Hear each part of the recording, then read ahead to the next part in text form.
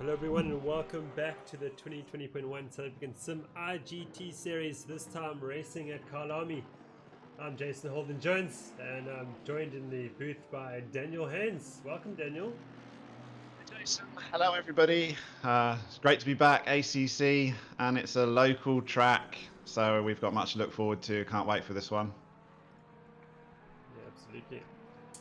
And fresh from his big win, Zahir Essa of the Solidarity E-Race rebooted race, of course. He's absolutely killing it out there this evening.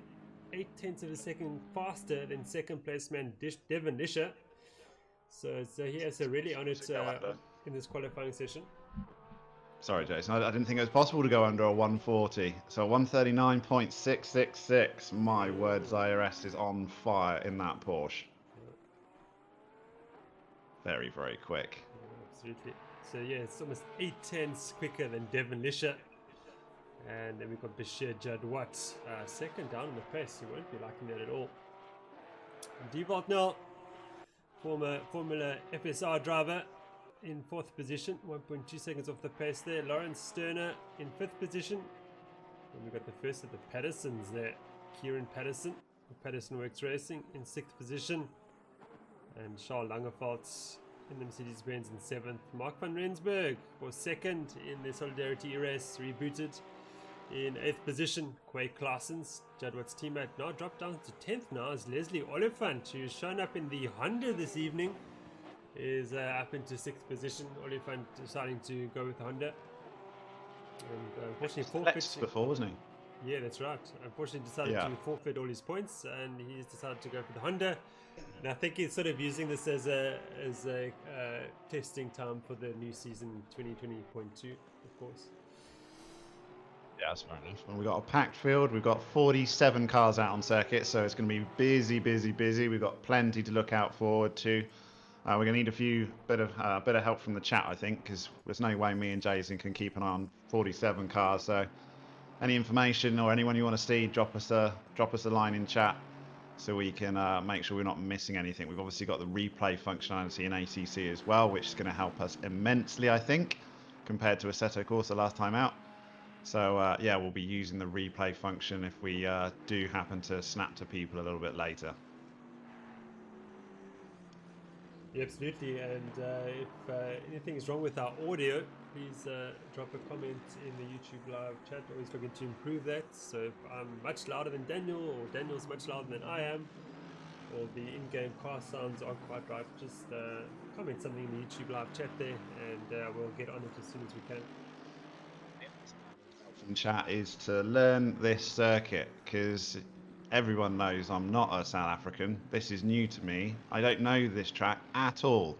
I did do an hour or so practice around it at the weekend because I didn't want to be a complete and utter noob, and I wanted to know exactly where braking points were and the layout. But as far as it goes, this is a new track for me, so you guys will know it more than me, being local boys, I'm sure. So keep me familiar of the things I'm missing out. I'm not going to do the South African corner names. I'll leave that one to Jason. I'll stick to the more familiar names like Crocodile or Cheetah. Not that I'll probably do it any better, Daniel, but yeah, I'll give it a go. Yeah, well, you should be there. You're going to have to think back to your South African days. Yeah. But it's nice and sunny now, but I think that's qualifying is always set to sunshine. You never know. This is Assetto Corsa Competizione, and we have the possibility of rain. I've been doing rain dancing all day. I've got my umbrella next to me. Jason's picked the thumbnail for the stream as being a pouring track with a Porsche. So I thought you would like that, Daniel. I signed in and I thought, oh, what a perfect thumbnail. If I don't get rain now, I'm going to be very disappointed. But still, we don't know, so we'll take it as it comes. Yeah, absolutely. Okay. Great. Thank you for your comment, Matthew Boy. Just saying that you, Daniel, are a tad louder than I am, so I just pulled you down a tad. Hopefully that sorts it out. Excitement. Yeah, absolutely. I get loud when I talk about rain, Matthew, you see. But I get that excited about it. Big welcome. So 9 minutes left of qualifying, but Essa, I mean, we've been signed in, obviously, 45 minutes, but we've been signed in for the last sort of 10, and he's already improved on his time. So a 1:39.6 looks pretty much bolted down for pole position in that Porsche. Devonshire, it's obviously a Porsche track. Porsche bought this circuit in 2014. I think maybe they have a secret source in that 911 that makes them a little bit quicker around this circuit than others. So I think anyone that isn't in a Porsche tonight is definitely going to be preying on some rain, because Lisha and Essa are going to be hard to catch, I think, in that 911 this evening. Yeah, I think so too. The Porsche also seems to be very well suited to the circuit. Whatever it has to do with sort of rear engine cars or mid-engine cars seem to go a bit better than the front-engined cars that we have racing. And just whatever it is about the circuit just suits that layout much better than the front-engine cars. And a big welcome to everybody watching this evening, and big welcome to anybody watching for the first time this evening. Welcome to SimRace South Africa, and we hope to see you racing soon as well. And you can do that by visiting our website at simracesa.co.za. Click on the Esports Leagues tab, and you'll find a sign-up form there. Fill that out, submit it to me. That'll come through to me by email, and I'll get back to you as soon as possible.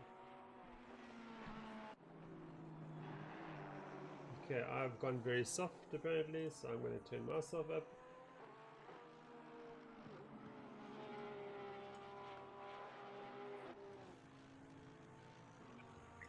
It's good on my end. Okay, so who else have we got? Mark van Rensburg, I understand he had an awesome race in the E-Solidarity, round 2, come second. Very, very impressive. So very well done to him. Very good to see that the whole podium was SimRace South Africa guys. So clean sweep there. Jason must have been quite proud. Yes, I proudly posted something on Facebook about that on Sunday. And, okay. Those who picked that up would have seen it's sort of a hint, hint, nudge, nudge, wink, wink, look at us type post. But yeah, it was fantastic to see that, and to see Zahir Essa, Mark van Rensburg, and Devonshire knock out the top 3 was it was satisfying from my point of view. It's a testament to the quality of the driving in this league, and it has been that way for years and years. Yes. Pretty much some of the best drivers in the world, sim racing wise, are here. And as we say that, Zahir Essa actually improves on his time with a 1:39.4, which is just completely outrageously ridiculous on this track. I didn't get anywhere remotely close to that during my practice, but to be fair, I spent quite a bit of time farming as opposed to setting fast lap times, but that is very, very quick, 1:39.4. So, these really are some of the quickest drivers you'll see anywhere in Assetto Corsa Competizione for sure. Yeah, just everybody commenting about the audio. What is too soft and what is too loud? I've now turned up my volume, so that should be better. Getting all of us louder, I think, or both of us. You've turned us both down, possibly. Just very slightly.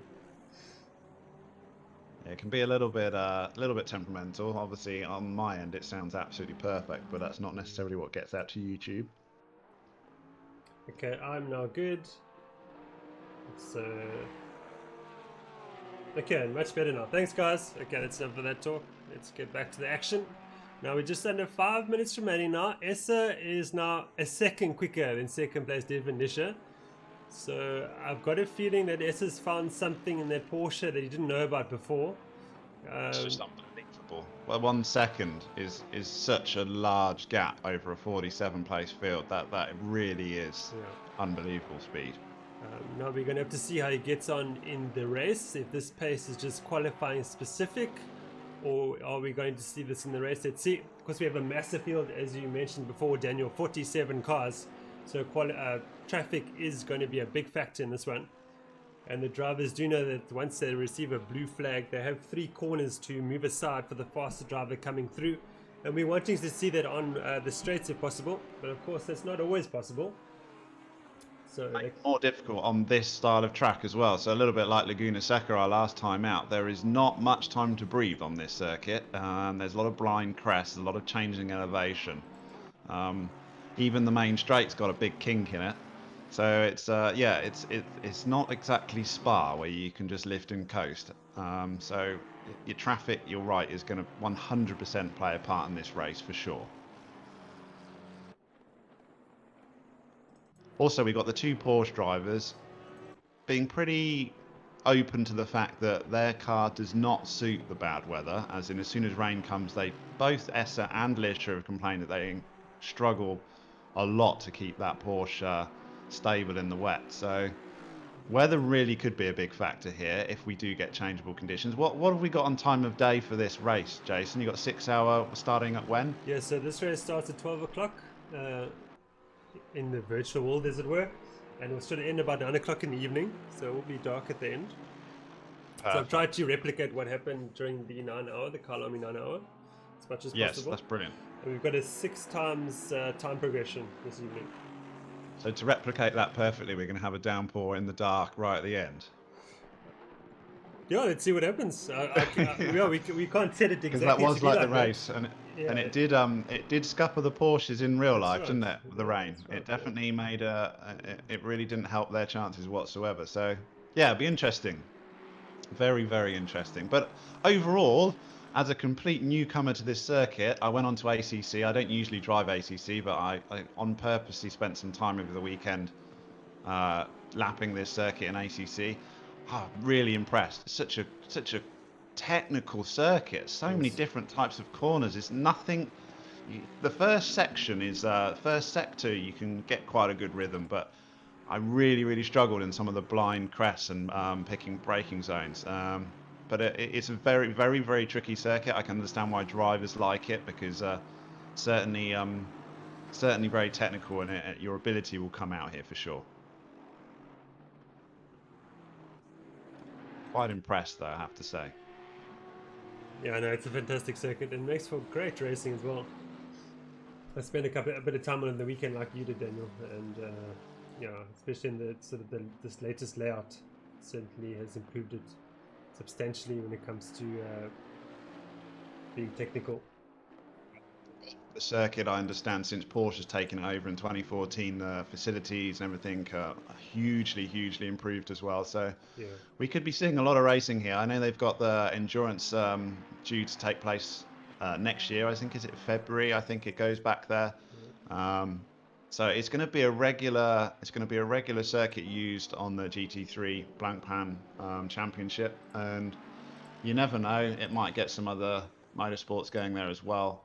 I think the quality of it is outstanding, and it's got to be one of the best circuits in Africa for sure. Yeah, as far as I understand, that the circuit just falls short of Formula One accreditation, but not by much.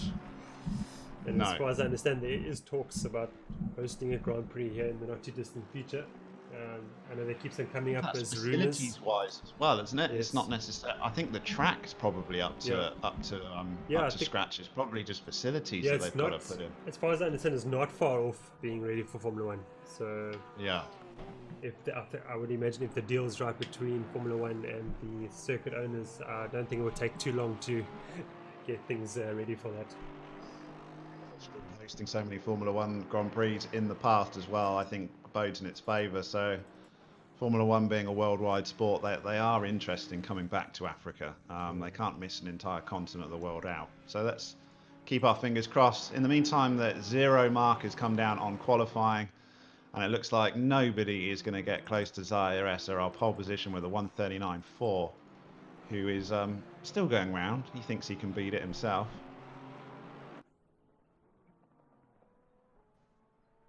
Yeah, it's the class of Zaire Essa showing now. He's the second faster than anybody else, but he just keeps pushing. He wants to get the best out of himself in the session. In the pits, I'd be having a gin and tonic in the pit lane, happy, because there's no one getting close to that. But he's going to be the last man out as well after 45 minutes of trying. So I think it's going to take a lot for guys to beat Zaire Essa, but it's a long race. We've said we've got a lot of traffic. ACC, we could have some weather. A lot can happen in the next 90 minutes. So I can't wait to watch it. And we've got some battles throughout the field for sure. Leslie Oliphant, I'm surprised, is down in 9th position. So maybe he's still getting used to that Honda, because he was immensely quick in the first few rounds in the Lexus. So interesting he's taken a change. Yeah, we saw him use that car in the Solidarity E-Race as well, so clearly... Okay, so he's taken it upon it as a Honda, yeah. I think he's just using the momentum off the back of the competition here as well. Okay, while the drivers get ready for the start of the formation lap, we are going to take a short break. Don't go away.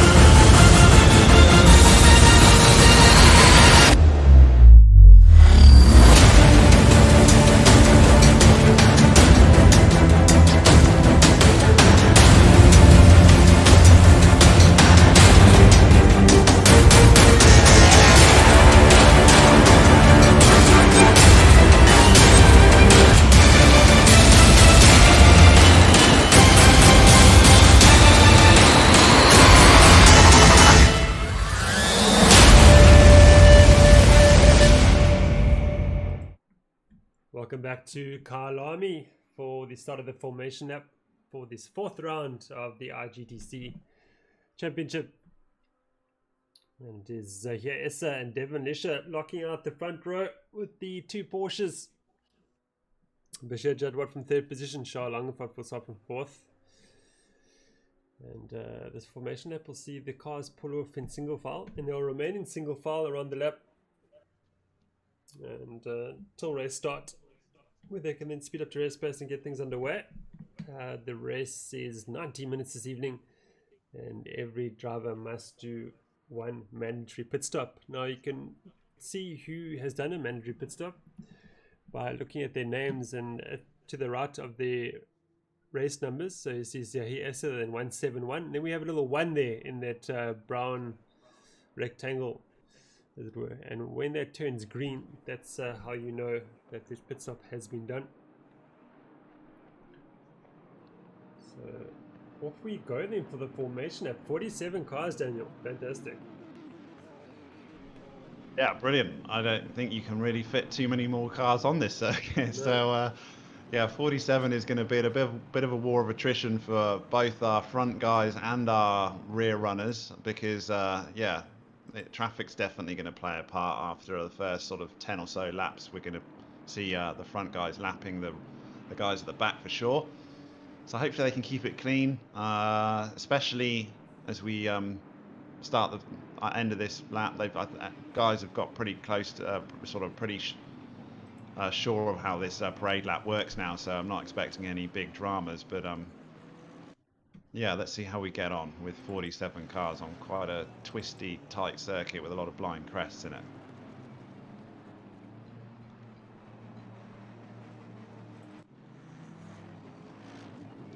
Another driver who's joining for the first time this evening in YeloDesignCo is Lionel Clue, former Formula FSR driver. And great to see him back racing at Sim Race South Africa and getting back to sim racing as well in its entirety. I think a lot of guys that left sim racing have certainly come back in the last few weeks. And obviously a lot of guys that never done sim racing before are also getting involved, so it's brilliant for us to see so many people involved with sim racing and the excitement that it can offer as well. So more the merrier. If you're not signed up, get signed up as soon as you can. If you can find a wheel, that is. Unfortunately, I think they're hot commodities at the moment.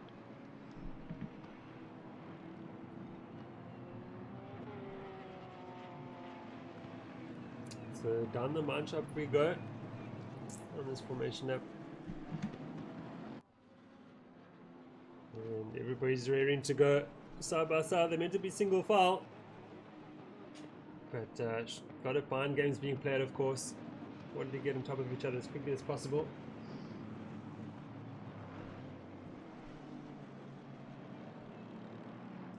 They're bunching up now around Crocodiles and Cheetah section. And the suspense is building up. I think Lisha knows that if he's going to make this is his opportunity to try and punch past Esser as quickly as possible. You don't want to see him just driving off in the distance. Final corner, turn 16 Ingwa, onto the main straight now. Zahir Esser, our pole position driver, approaching the start line. And we'll see the cars fan out once Zahir Esser passes the start line. Off we go now, the race has started, and we go flying down to the kink. And then into Crowthorne, turn 2, of course. And let's see how this goes. Hopefully this goes clean. Wow, we've got drivers fanning out there, looking for the inside line. Massive wide braking zone into Crowthorne, and there's a few lines you can take through that section. Bit of contact there. Oh, we've got a Ferrari off. That looks like one of the Patterson Works cars. Watch Mark van Rensburg in 10th position, and Nick Hodgson. No, that is in fact Lawrence Sterner putting a move there on Devolt now. So frantic action. Van Rensburg is side by side with Now and Oliphant. Very, very tight at the start of this race, as you'd expect to see. Van Rensburg looking to go around the outside of Devolt now. Might take the cut back. No, they've gone into single file again. Through the S's section, I found this section quite tricky the line is so important on the entrance to the S's. If you don't get that right, you're off into the gravel every single time, I found. So very, very important. You don't really want to be risking any passes on that section for sure. Yeah, there's currently now under pressure from, is it Chris Heineken? No, it's not. It's one of the Bentleys. There's Lana Clue, in fact. Clue looking around the outside of Chris Heineken. Down the mine shaft we go. And the number 8 Bentley coming through. So really jockeying for positions. Oh, we've got a McLaren turned around. That's Jan Spammers. Oh, and Breed in the background has also lost it there. So Spammers in his first ACC race with us. He gets it That's wrong, into the Crocodiles corner. Yeah. That's super. There's a couple of lines you can take. I wasn't actually 100% sure on what was the best line through the Crocodiles, because it's been designed specifically that you can take several lines through there to encourage overtaking, which is probably why we're going to see quite a few drivers getting caught out there. You can send up the inside, and if you're not familiar with their line, you practice a different line, then that's going to be something to watch out for. But certainly a huge braking zone and a massive beyond 90-degree bend there. So very, very difficult corner. Kieran Patterson is running wide there, leading his father. These two guys together now, father and son. For Patterson Works Racing, and this is over 17th position. So Kieran's dropped right back, hasn't he? Because I think Alan qualified roughly in that position, but Kieran was a bit higher up. These two are destined to fight every race, it seems. Yeah. It doesn't matter where they qualify, they will be on track. In the background, who's that? It's car 73, I think. Just unfortunately. 47 cars, it's hard to find him on the screen.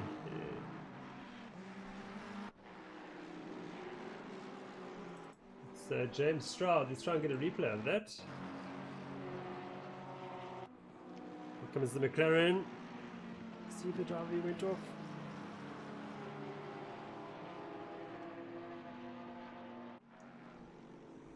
Let's see what happens now. Here we come. James Stroud.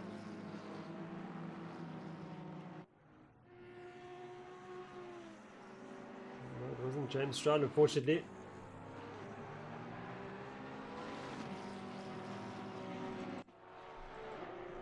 Frantic action.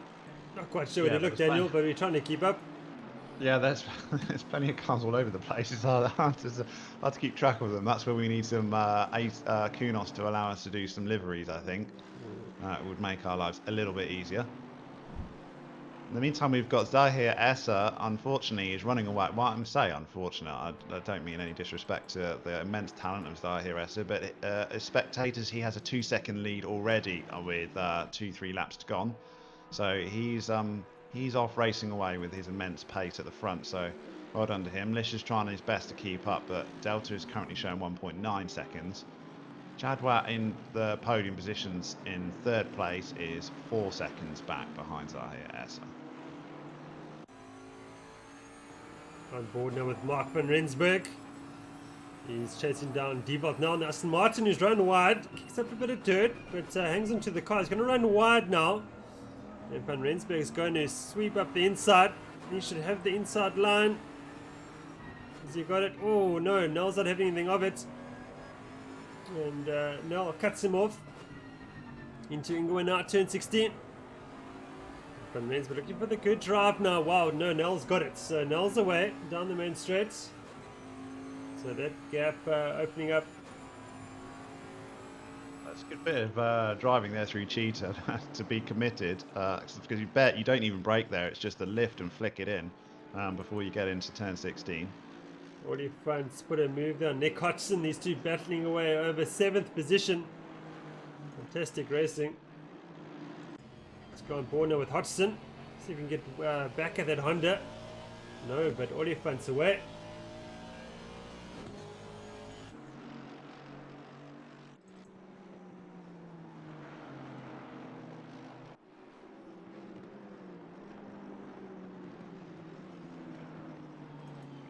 Just settling down this race in that Honda. Bit of a train developing here behind Chris Heineke. And he goes towards Mercedes-Benz. He's got Johannes Kraling and Lionel Clue behind him. Coming up to Leerkop now. This is, I don't know about you, but this is the corner I struggle with the most, because that braking zone is so hard to pick. It's completely and utterly blind, and the track narrows, and it's got a slight kink into it. So originally you're going up the sort of outside of the outside line as you would expect it, and you suddenly lose a load of tarmac into the braking zone, and very easy to get 2 wheels onto the grass there. Yeah, it's also tricky to work out when to put the power down through there, because you've got the car sort of on a double apex, and it is bumpy.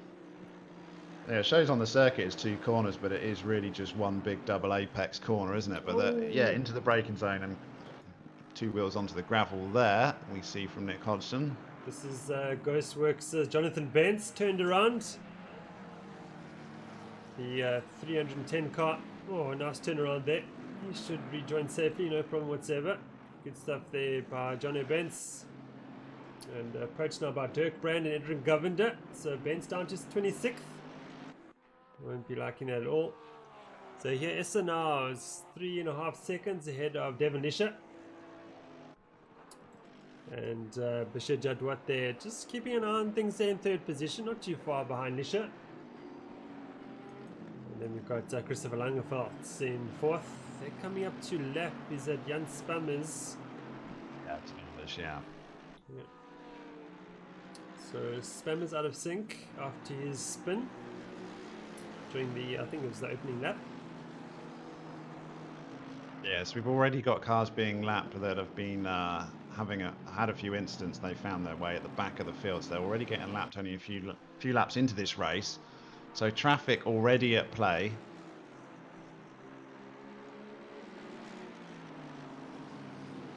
Sean Weber asks, is ACC more forgiving than Assetto Corsa when it comes to riding curves? I would say yes, it is. I think it is, definitely.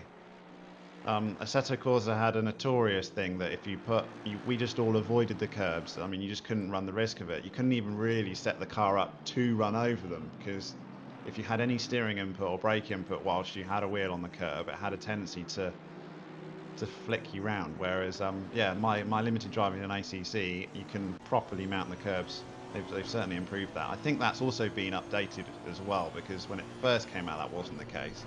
So I think it's been something they've been working actively on. Lizzie Oliphant there putting a move on Mark van Rensburg. Oh, van Rensburg's not finished yet. He's fighting back. But here comes the 187 Honda. Always run van Rensburg wide, not too bad. Great racing between those two. This is over 6th position. It's to pass the bus that is the big Bentley. That thing certainly looks intimidating on track. Huge, great big thing compared to the nimble looking Honda NSX.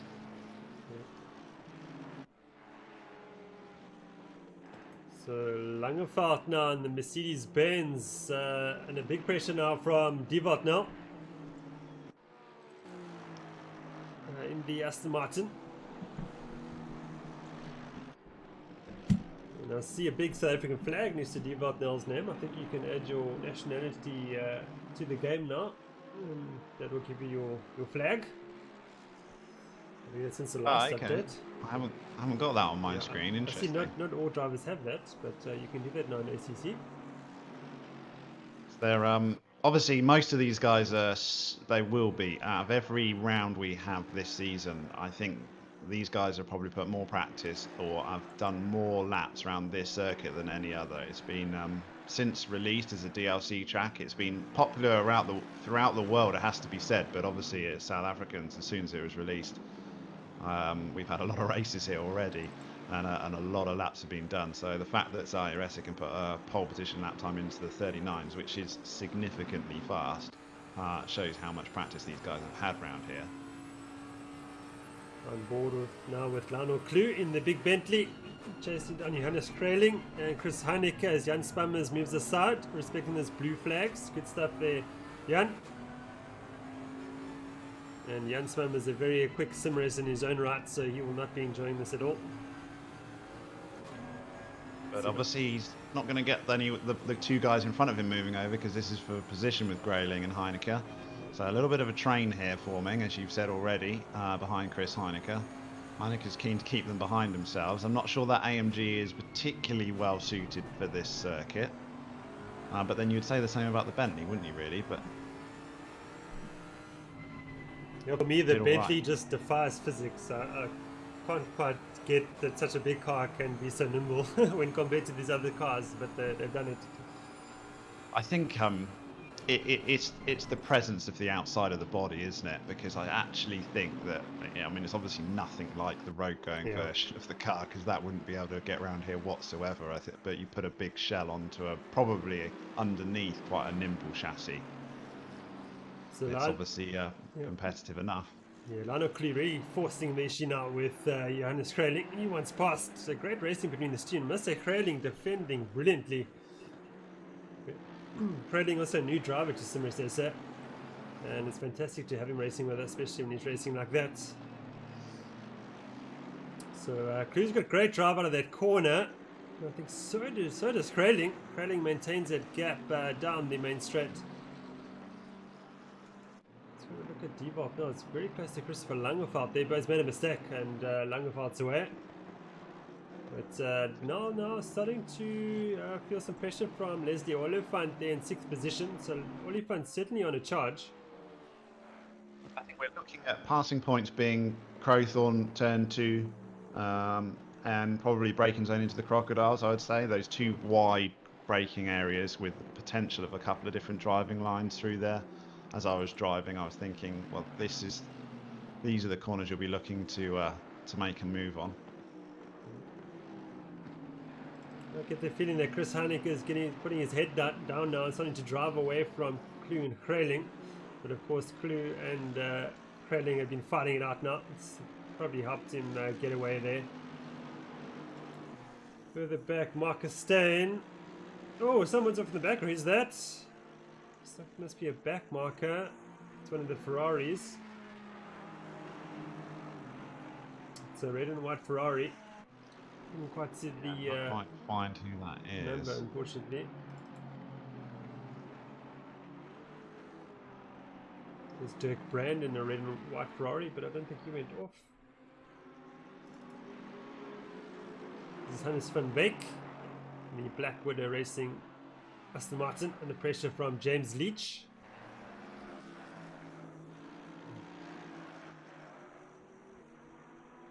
Let's see what else is happening down the field. Neil Berger and a beaten up Ferrari, the 246 car, currently in 29th. 66 Amanda, red and white Ferrari. I think he might have been the one that went off. It's car 669. 669. It's a bumper. Certainly got some damage on him. Okay. I think we're a bit too far ahead to go back for replay, unfortunately. Yeah. Yeah, but anyway, we think it's a bumper. He's dropped back. It's a new name for me as well, so welcome to him.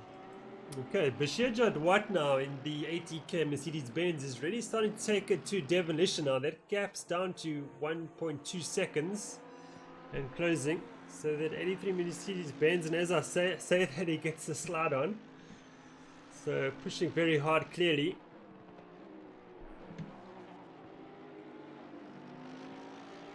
So let's just keep an eye on that gap. Yeah, still only 1.8 on the live relative delta, so certainly keeping Devonlisher honest. Essa is 7 seconds ahead of Jadwat at the moment. I think we're going to need some weather to try and temper his speed.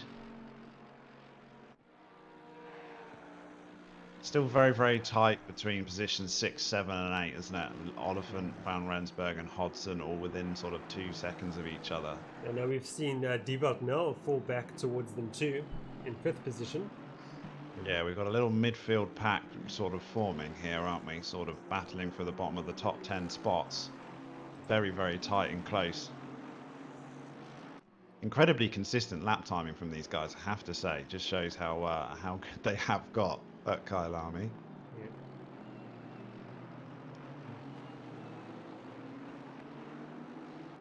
So a big thank you to everybody watching the live stream this evening. Some fantastic comments coming through too. And Daniel, you'll like this one too. Sean Weber says that this broadcast is so brilliant and so professionally done. Well done, guys. So thank you, Sean. That's fantastic to hear that. We'll put the check in the mail, mate. Well done. It's a good international flavour, isn't it? We've got a commentator from Germany and a Pommy and a South African track. So it's an international league at the moment. We've got it all. Is welcome. We've got it all. So let's have a look here. Nick Hodgson there just behind Mark van Rensburg. I think that battle sort of calmed down a bit as I say that Nick Hodgson outbreaks himself. Yeah, if we want some action, we just pick a name and talk about them, and then immediately we get a mistake forming. So, yeah. Commentator's curse, unfortunately, on Nick Hodgson. We've missed this, unfortunately, but Chris Heineck, now under pressure from Lionel Kloos. So Kloos found his way past Johannes Kraling. So that was about a 4-lap battle, so it's come to an end now. And Kloos gone up to Heineck. Heineck's gone wide there as well, hasn't he? He's certainly using all of the curb. That's supposed to. Coming up to turn 16. So is Clue going to be... He's gone very, very wide there as well. So Heineck's using all of the track here and all the runoff area as well. Let's go back on board now with Clue. Chasing down Heineck. Going into... This is where you'd expect passes to be made into Crowthorne into turn 2, because there's a very, very wide braking area. Heineck again, Daniel runs wide. Yeah, he's pushing the exit on that AMG on every corner, it seems. Gets away from Clue that time round though. You'll be aware of him in his rearview mirror, that's for sure. No mistaking that big grille. It's staring back at you every time you glance back in your mirror. Heineck are a very experienced sim racer here, though, in sim race in Africa for many, many seasons, long before my time. So he won't be phased much by people behind him. Got a new driver and an old experienced hat. But Clue's looking quick, isn't he? Yeah.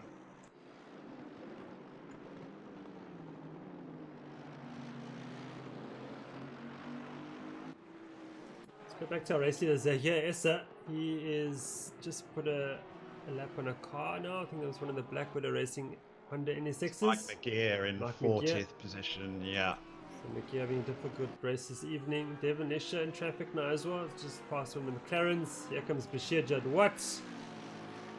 Acting on a... 8 cars already, so here Essa. So he's lapped up to 39th position. So traffic definitely playing a part here as they'll work their way through. He'll have quite a few more guys to pass yet. Devonlisher is working his way through as well, but he's now got a couple of cars to get past, and doesn't look like S is losing time in traffic either. In fact, if anything, Lish is losing time himself. Gap up to 6 seconds now. Very, very close though. Jadwat, I've got him less than a second behind Lisher. Yeah, I think Jadwat's carving through the traffic just a bit better than Lisher. Yeah, he's gained a second there, isn't he? So Yeah. this gap now is second between Lisha and Jadwat in third position. So maybe Lisha's just been held up a little bit with back markers. It's allowed Bashir Jadwat, one of our past or multiple series champion here at Sim Race South Africa, to catch up Devon Lisha, put a push on for second position. We've got a competitor in the race dance industry, Daniel. Matthew Boy says, I invite all spectators to join me for a rain dance at the 60-minute mark. Yeah, Matthew, we need to put like some sort of, we're going to get an SMS sort of vote system where people can vote for rain, and then we can convince Jason to fiddle with the server settings, because this, yeah, we would love a bit of rain. It is South Africa, and it is not, I mean, I looked at the forecast and it was next 7 days, there's not a drop of rain. There's probably the next 5 months there's not a drop of rain at this circuit. But you never know. Time of day transgression, or the time of day massively moving forward, it's still a chance. We've got a long way to go in this race. Remember, it doesn't finish until sort of 9 o'clock in the evening. If it's going to be realistic, we should really have a late evening thunderstorm. And Olifant's put a move on Devalt now. So that was down the main straight, I think. So he's got that job done as Olifant. Olifant now will go after Christopher Langeveld. So Olifant on a big charge this evening. Great to watch. In the background. Much happier with that Honda in race trim than he is in qualifying trim, isn't he? Because he's looking very quick. Mark van Rensburg now under big pressure from Nick Hodgson and Quay Claessens. This is a three-way battle now for 7th position. It's a big fight going on here. 3 different manufacturers. Bentley leads Aston Martin and Mercedes-Benz.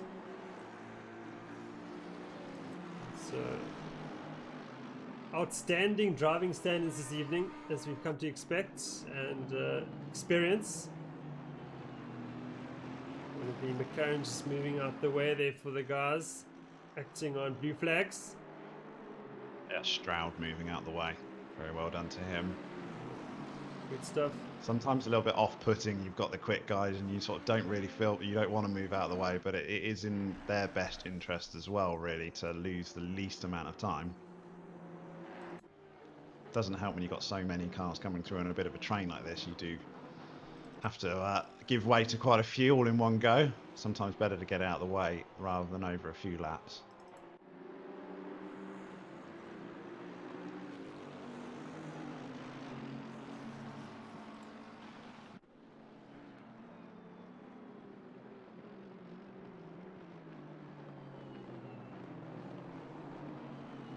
Langeveld in 4th position, having a very lonely race. There's 47 cars on circuit and he's next to none of them. I just thought I'd point that out. I seem to think that happened last time as well. He likes to just find a little pocket, put his car in there and just merrily have a Sunday drive. Well, Grayling's gone off. I've just went to cut to Jadwat and Grayling's just was Did it just facing happen? the wrong way. Just happened, yeah. Johannes Grayling. Oh no, different Grayling. Different Grayling. Peter Grayling, maybe. Yeah.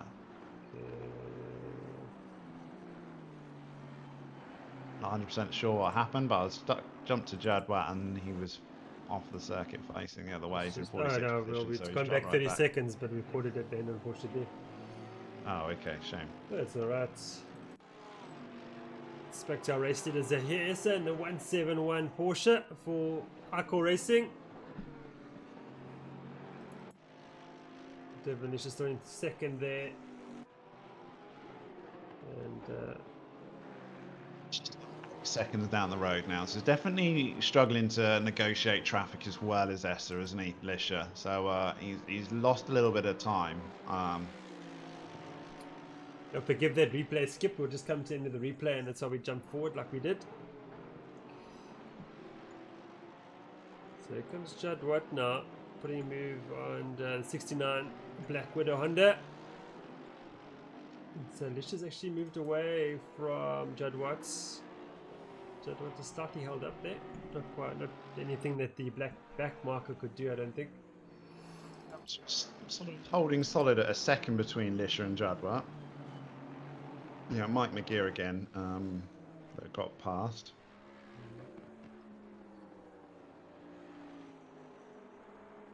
So Lots of new names on the list that I'm scrolling through though, so it's great to see so many new drivers as well. Yeah, I've seen quite an increase in sign-ups as well recently. Yeah, I'm not surprised at all. Yeah, so Lizzie Oliphant now, his last lap with a 41.694 and Langeveld at a 41.958. So 3/10 there for Oliphant, quicker than Langeveld.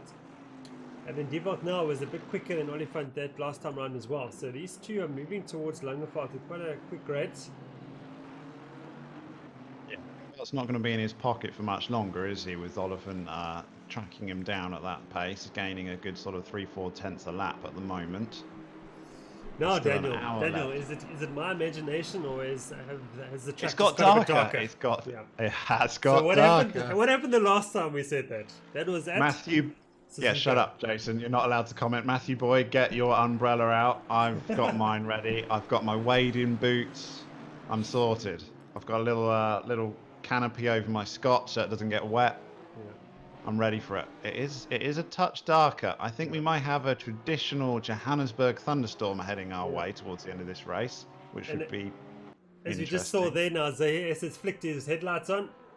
So he's also Oliphant's got his on as well. Taken notice to what's happened now. And the Porsches don't do well in the wet, as we found Maybe out. a little panic going through. Blood pressure of Zahir S has just gone up a little bit, I should imagine, as he put his headlight switch on. That's not what he wanted to see. So that's maybe the reason why Essa was pushing so hard at the start and Lisha too.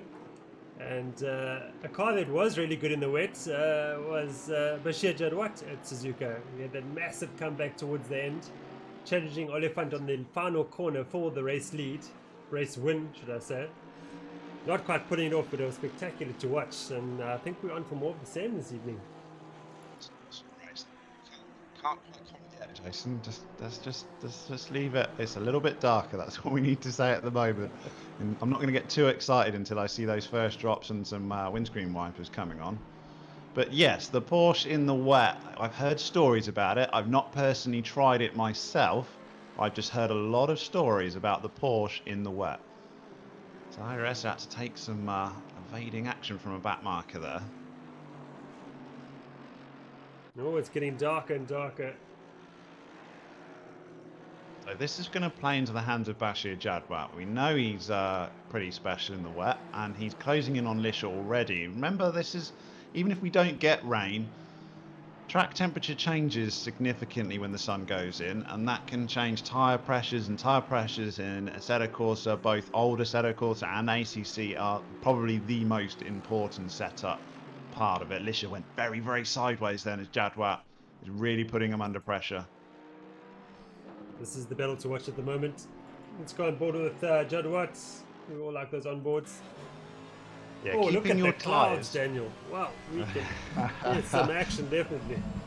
Yeah, they're moving along. And the tyre pressures and tyre temperatures in the Assetto Corsa has always been such a massive part. It can affect lap times and can be different on different cars as well. So that is probably what causes the difficulties in changeable weathers more than anything else, is the changing in track temperature. But yeah, Bashir Jadwat was in half a second now of Devon Lisha, and we've already seen Lisha get a little bit out of sorts in the previous lap.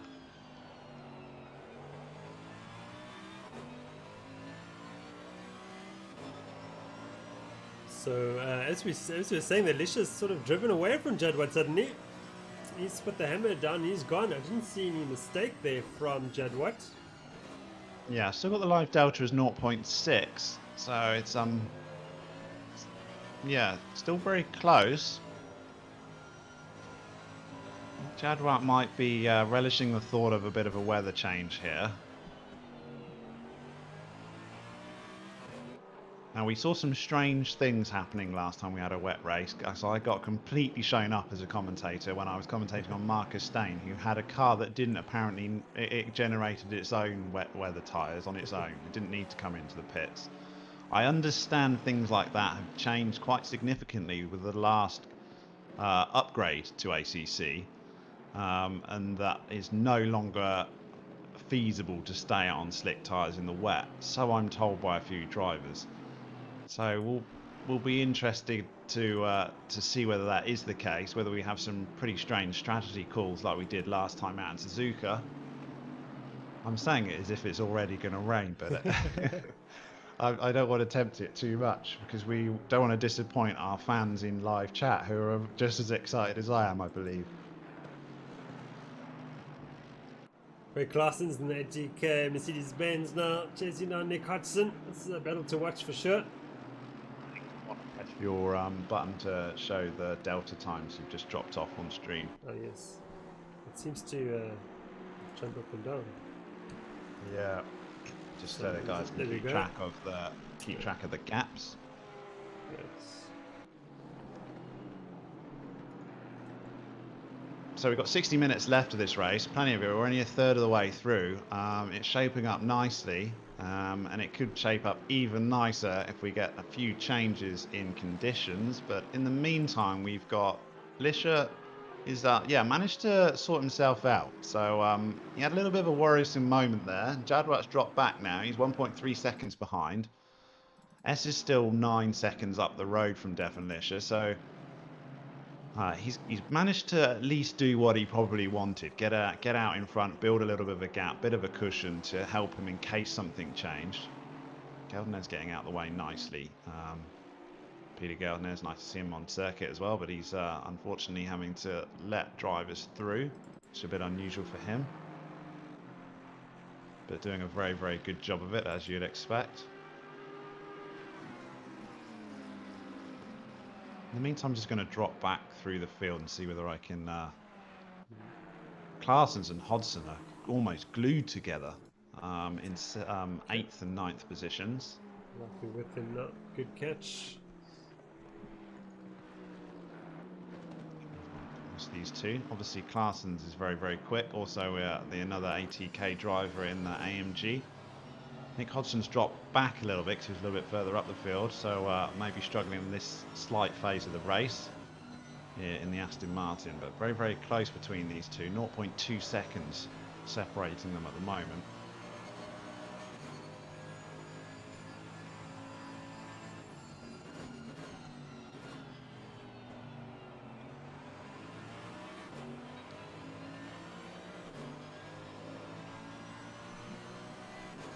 A bit of traffic to deal with as well. We've got Van Rensburg going through past Mike McGear in front, but Mike McGear is going to be playing a part in these two as well shortly.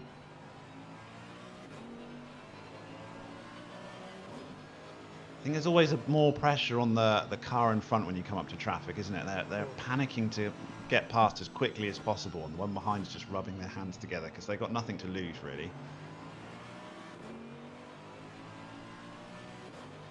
So there's Mike McGear now in front of them. Yeah, Hudson's the better driver of that corner. Moves away from Claasen's. Aston Martin very quick in a straight line. Unfortunately, we've not got the V12 Aston on track anymore, have we? Who was it that drove that? It's Brent Lindsay-Ray. Yeah, we need to have him back racing. Brent, if you're watching, you missed. You and your Aston Martin. Yeah, Brent Lindsay-Ray, get yourself back on track as soon as guaranteed stream time, I promise you. Get it sorted. We hope he's well, obviously. Of course. Okay, so Hodson and Claasen's, this gap is... Nick's managed to put the hammer down a little bit and stretch it out, but he's got it to 0.5 seconds now.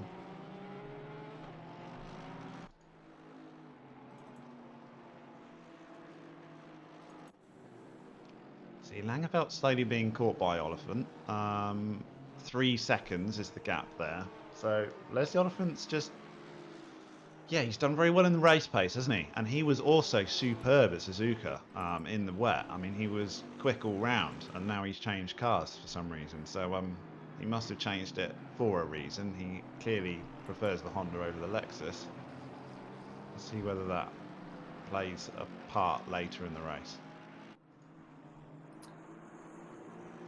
Now, clearly the weather is changing, and obviously you would want to sync up your pit stop with what the weather does. So I'm sure everybody's watching what's going on very closely.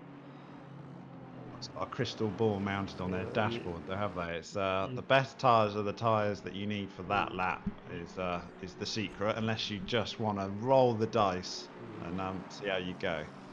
But certainly, yeah, it's got grey, but no signs of rain yet. 3:58 p.m. It's just coming about right, isn't it? Kunos have visited South Africa before, specifically Johannesburg, at 4 o'clock in the afternoon. And if they have, there's a very good chance that in an hour's time you're going to get some rain.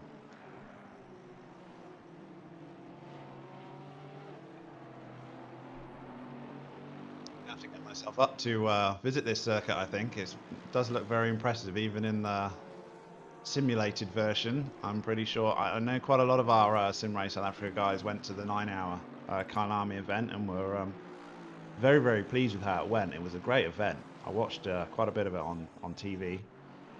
That finished in monumental rain. So but yeah, I think overall the circuit really has turned into something that a lot of the foreign drivers also commented about how good it was, which is really nice to hear. You obviously want to hear that as your home circuit, that other drivers being complimentary about it. Yeah, I think a lot of drivers wanted to come back to South Africa and race because South Africa is a huge motorsporting heritage. Yes. Going back for a long time, and yeah, a lot of things that happened in motorsport internationally happened in South Africa as well during the early Formula One days. A lot of things were developed in South Africa as well for Formula One. We had a fantastic designer, Rory Byrne, of course, designed Michael Schumacher's winning Ferrari Formula One car for many years. And so South Africa is steeped in history in motorsport. You're so familiar with circuits and you suddenly go to somewhere completely new for a lot of those drivers, then it's something exciting, isn't it? Especially when it is genuinely a good circuit to drive. I was surprised how technical and difficult it is. It's certainly not an easy with it's got just enough elevation change to make it difficult, and then a huge variety of different corners as well. So something for every car and every ability. But yeah, there's no denying the fact that it is owned by Porsche, and for some reason Porsche are very, very good at it. So I think Porsche might have had a few extra laps practice round here. So Hannes van Beek there was, Hannes van Beek had a problem. He had a half spin there just before the pit entry and decided to drive into the pits after that. It was very slow to get to the pit box. Maybe he's frantically changing some settings. That's one thing I didn't try was the pit entrance. It's I assume not complicated. I didn't actually I didn't go through the pits. Yeah, it's a very sort of tight left-hander that can catch people out. During our Assetto course part of the championship, we raced here at Kyalami and we saw Nick Hodgson hit the wall there quite hard on pit entry. So not the easiest pit entries that in the world.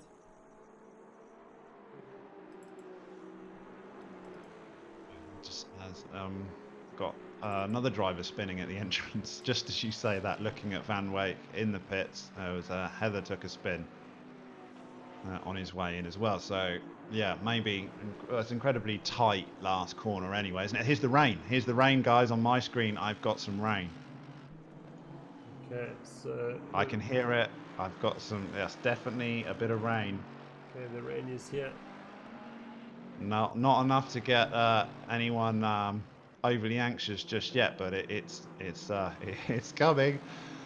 S's blood pressure has gone up another notch, I believe, but he's got 12 seconds. So when the rain started, let it know now in chat that we had a 12-second lead from first place here, Essa, in the Porsche. So that's just keep an eye on that. Okay, so the rain is coming down.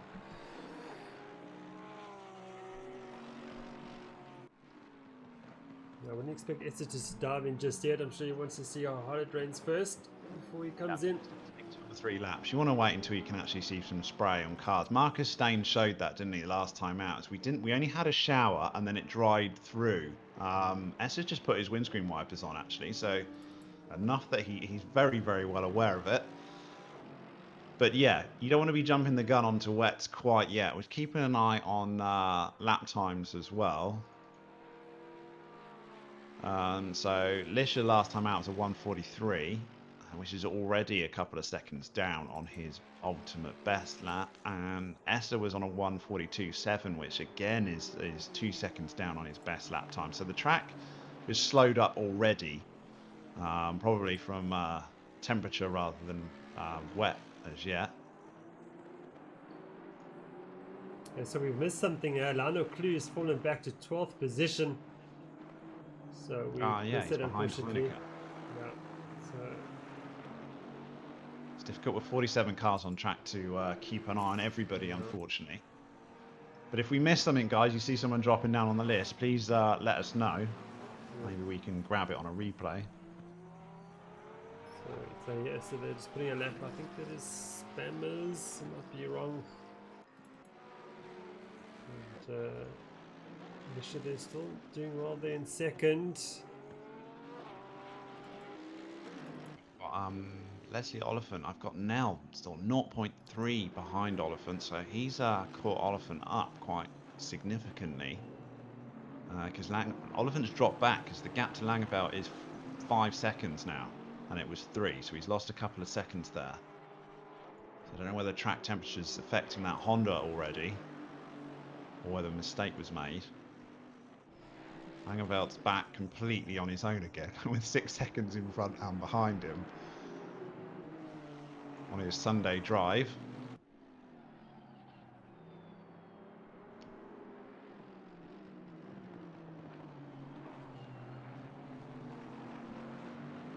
Nothing. Weather's not affecting any cars yet. Lish has dropped another second off his lap, 1:44.7. He was 1:33.7, so he's dropped a second in one lap as well. So obviously he is affecting, but it seems to be affecting everyone at the same rate at the moment. So we need to wait until we got a bit of a spray happening, and then the call will come whether their pit stop is required.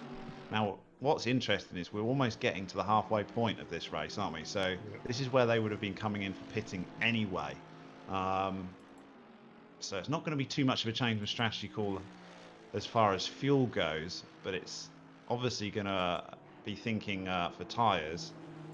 Some of them might be trying to hold out to try and keep their natural pit stop lap, and you might want to make sure that you need to change tyres. We don't have a situation like last time out where it was just a passing shower and then the dry line formed again.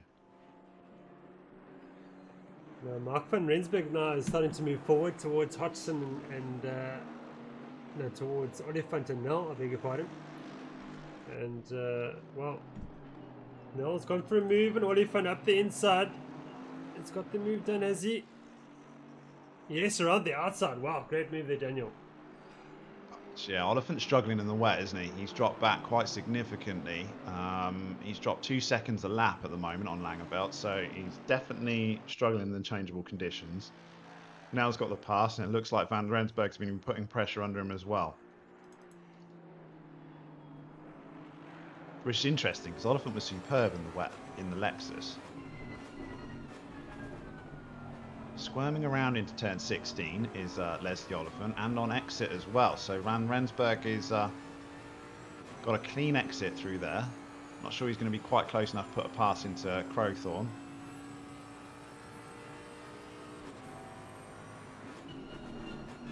Always breaks himself, has he? No, he hangs on to it.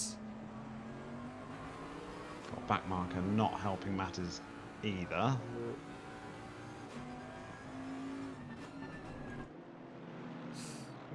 Oh, he's pushed. That just pushed Mark Van Rensburg around, isn't it? Back marker. Yeah, it's the Bamberg, I think. Let's pull him around. Yeah, Price, the Bamberg, the 669 car. So that is not helped Van Rensburg. No, he's going to be upset with that one, unfortunately. Yeah. Different lines through there, and obviously quite significant different pace as well. So Sibanda has recognised that he has slowed down for him. So yeah, it's unfortunate. He's caught out there. It's the lightest of touches, really, just enough just to spin Mark round, though. Yeah. Yeah, it's unfortunate. So I'm going back to check the lead, and the gap that was 12 seconds is now 15 seconds. So the rain is not affecting Zahir Essa at the moment, that's for sure. Although his last lap was a 1:45.9, which is significantly slower, 5 seconds, 5 seconds slower than his best. So Okay. the track temperatures are coming quite. Alicia was also at 1:45.9 as well. So track's definitely slowing down. Yeah, this is interesting now. Bashir Jadwat's coming for his pit stop from third position. So we saw this at Suzuka too. He was in relatively early compared to the others, and then he came back strong towards the end. But clearly fitting that the rain will keep coming down, and it's going to get stronger and stronger. So Yeah, I don't think it's going to let up, but we never know, do we? No, we don't. Oliphant's also in, Hodgson's in. We've got a whole load of cars taking it in. Obviously, we're bang on halfway, so this might have just been when they ran out of fuel and they had to come in regardless because they had pitted for that. They had planned for this time of pit stop anyway. But yeah, obviously they're going to go onto wet tyres, surely. Charles Randall saying, surely it's not wet enough for wets. I tend to agree at this stage. I would have waited a bit longer. Yeah, I don't think they would have had a choice. Yeah, I don't as think you it's. said, yes. Yeah, I think they would have ran out of fuel. But if you were coming in, you would definitely. If I was coming in because I ran out of fuel, I would be putting wets on, I think. Difficult call, isn't it? Ideally, you want a couple of extra laps worth of fuel, really.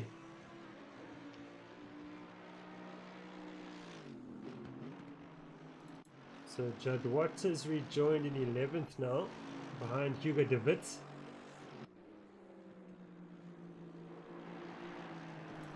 In fact, that's James Leach. They're fighting for position now, so Leach does not need to move out the way in the 333 Aston Martin.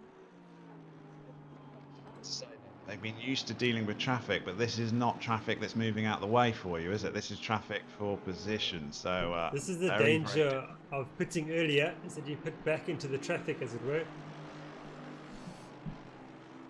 Sometimes guys realise that it's not the fight that they're after and don't want to lose time themselves and let cars past. Other times, not so much. They like a bit of limelight, but yeah, Leach has gone wide there, and Jadwat's managed to make the pass, so that's going to help him quite significantly. He doesn't want to be held back there. He's skidding around a little bit, Jadwat. So look at it. Yeah. Just missed that on the replay, unfortunately. So Jadwat through on Leach for 11th position. It's just dropped another half second, so he's down to 1:46.4 now. So we're talking 6 seconds slower than his fastest pace.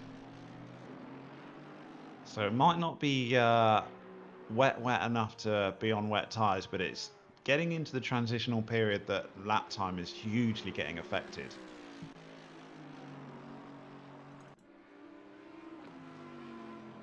There's a way to actually see what compound tyre is there on the standard ACC leaderboard. We can see they've taken a pit stop by looking at the little 1 marker and the green being removed from the side of their car number, but it doesn't actually tell you what. And S is in. S is coming into the pits. Yeah. Fortunately not. We can't see what tyre they've gone to.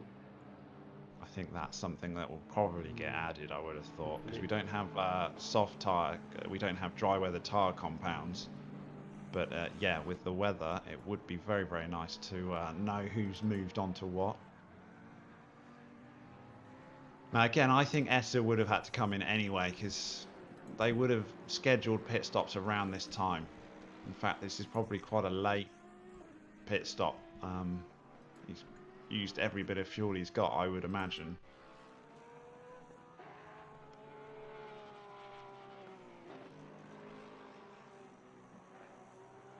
Craig Claassens also in now in the 80k Mercedes-Benz. Or he's actually missed his pits box, has he? Yeah, that's always difficult. It's costing. He come in sideways and it righted itself quite nicely for him. It's if only it was like that in real life. Yeah. Esther leaves his box now. So that gives Devon Lisher the lead of this race at the moment, as he's stayed out on track. And Christopher Langeveld in second position has also stayed out on track as well. So they've got a little bit more fuel to go further.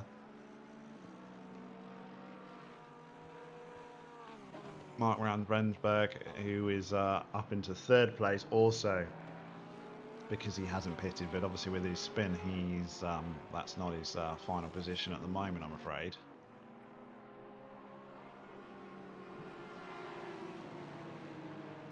I think we can take a pretty good guess on the tyre choice. Bongi on Jadwat's car, though, is I would be amazed if it's anything but wets.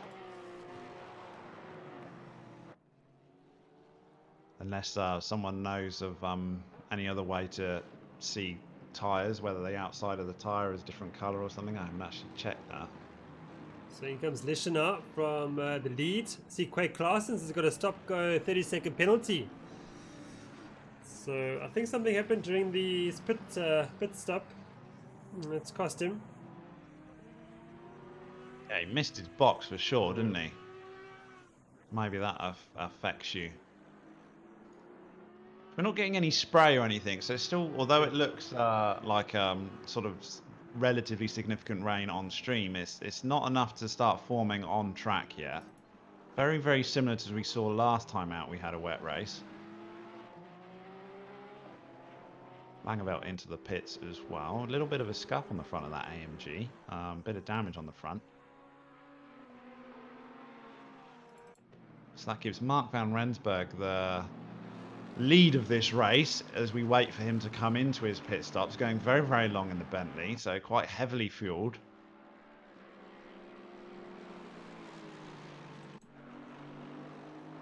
Devon Lisher has received a drive-through penalty. No! How? Yeah. That's obviously track limits. Look.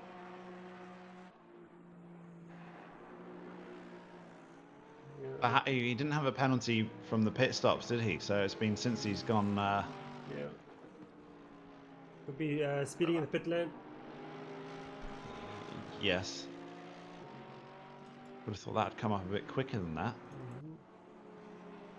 Jadwat's not waiting for the drive-through penalty. Jadwat will not be aware that Devon Lisher has a drive-through, obviously, because he is pushing, is only 2 tenths behind Devon Lisher.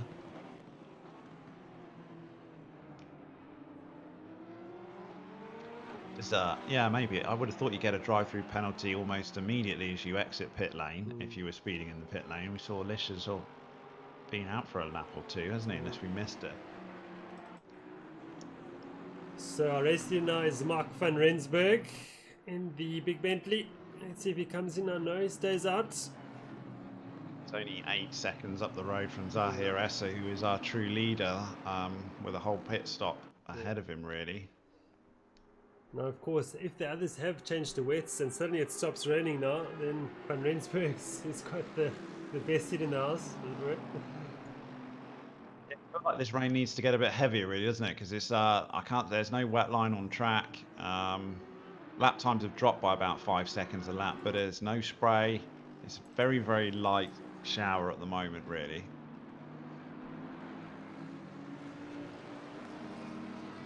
Don't usually get drizzle in Johannesburg, do you? Monumental rain or sunshine. Lisher serving his drive-through now. Let's see where he comes out. Yeah, he'll be very upset. However he got that penalty, he'll be very, very upset because he was going nicely in second position. This is certainly going to drop him back out in 6th place, is it? Yeah. 7th position. He's got me on my screens. Behind Kieran Patterson. Just come out behind Kieran Patterson.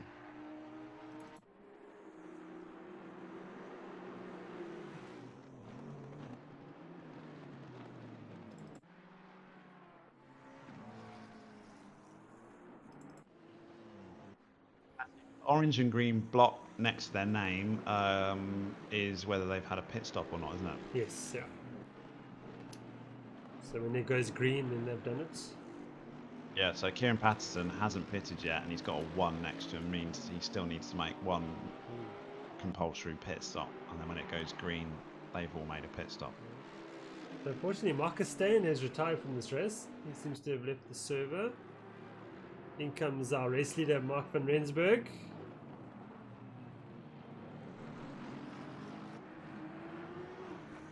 He's only had a few extra laps, Mark, to make a judgment call on what tyres he wants to go out on. Rain looks lighter, if anything, on this side.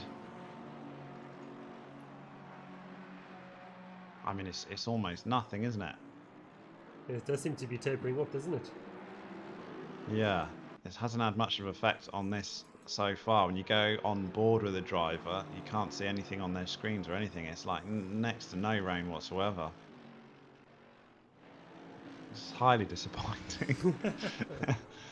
Come on, let's have a Johannesburg thunderstorm. No, it seems to be lightening up, I think, if anything.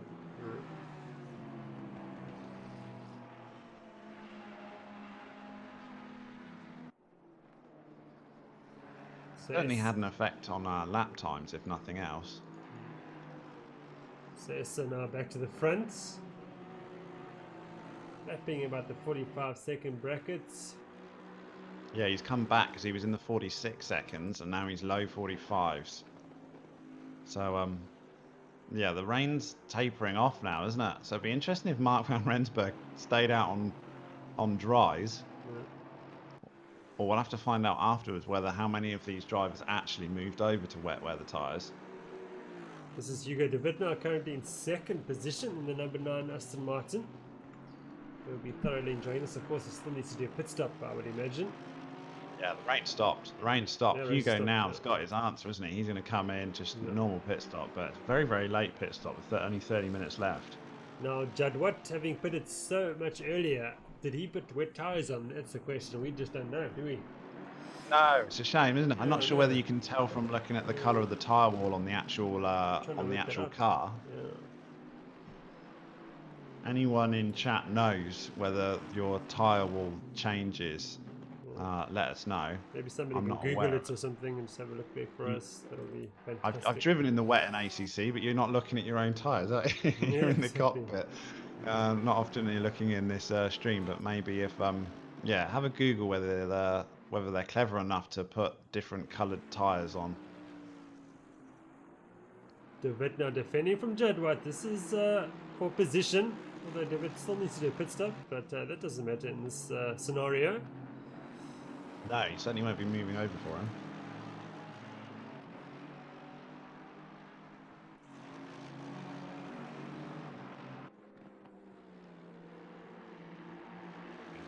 What's got the inside?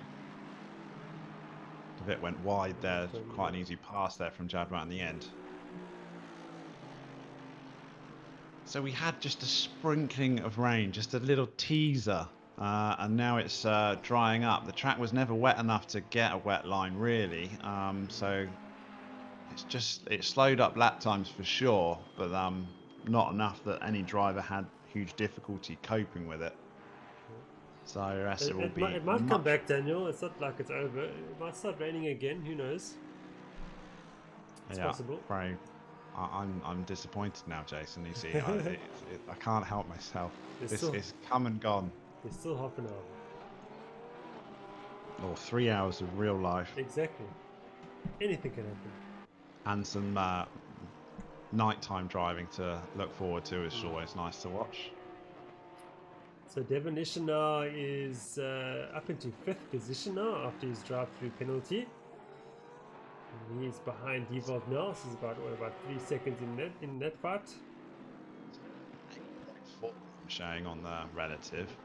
Or fluctuating a little bit, but yeah, about 8 seconds. Okay, a bit more then. So he lost a lot. That drive-through really cost him, didn't it? Really, that's unfortunate.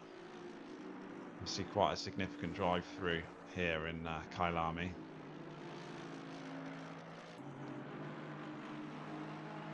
Adrian Govender's got a stop-go 30. That's even more of a penalty.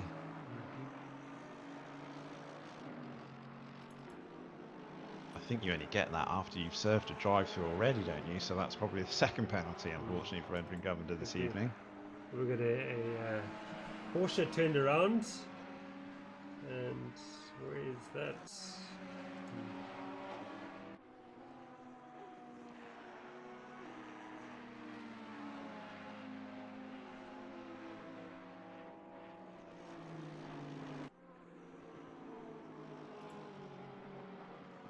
Great to have Bongi Mabida in the chat as well. Bongi, when are you going to come and race again? We're missing you, man. Yeah, what are you doing in the chat? Yeah. So I was actually I was going to say there's a familiar name in the chat that should be on the track. You're going to come and show Essa how it's done in the Porsche, Bongi? Yeah, maybe he doesn't like the ACC version because he was pretty epic in the Assetto Corsa version.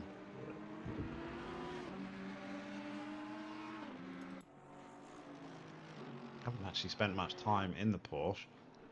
Bit of a different car to drive, isn't it? Once you sign up for it, you're stuck with it. I think S has found himself in that position already.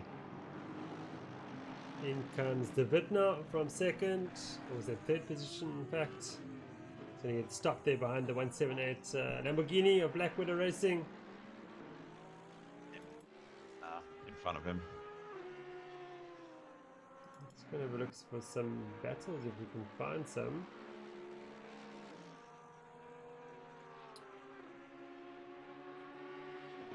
Close cars on circuit, but it's difficult to see them together because it's a lot of back markers being passed. So not necessary for position. I've got Langevout and Van Rensburg though. Langevout just put a pass on Van Rensburg and overshot himself majorly wide, and Mark Van Rensburg is, yeah, Langevout's just gone off circuit. Might be able to get that on replay. Just have a look at the Brand battle, but that is diffused. Van Rensburg, Yeah, Christopher 30 Langevout seconds. Let's go back. disappeared off. There we go. Into turn one. Yeah, Langevout totally outbraked himself. Yeah, it just went straight off the Chris, circuit. this really. way, man. I think he forgot where his brake pedal was there for a little bit, or missed his marker. Totally missed Crowthorne.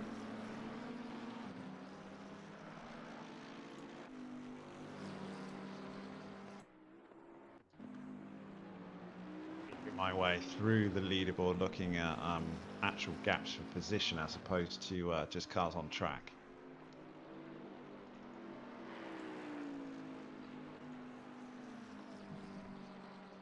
Everywhere you cut, there's a car passing a car, but it's often out of position, unfortunately. So we've got Langevout spawning back to be behind Oliphant. Now that's Brand just put a move on Van Weyck. Very, very tight.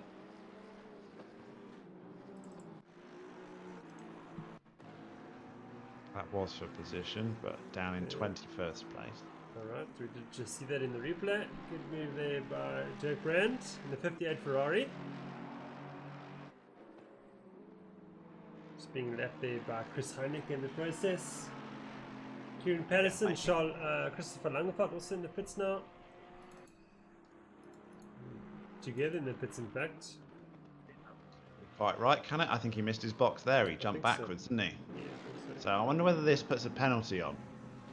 Or whether Langevout had wet tyres and now it's like, oh, quick, I better go on to dries.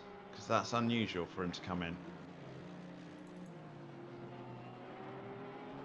Might explain a penalty. Yeah, Christopher Langevout's had a stop go 30. So it's missing your pit box, isn't it? Because he got jumped back from his pit box.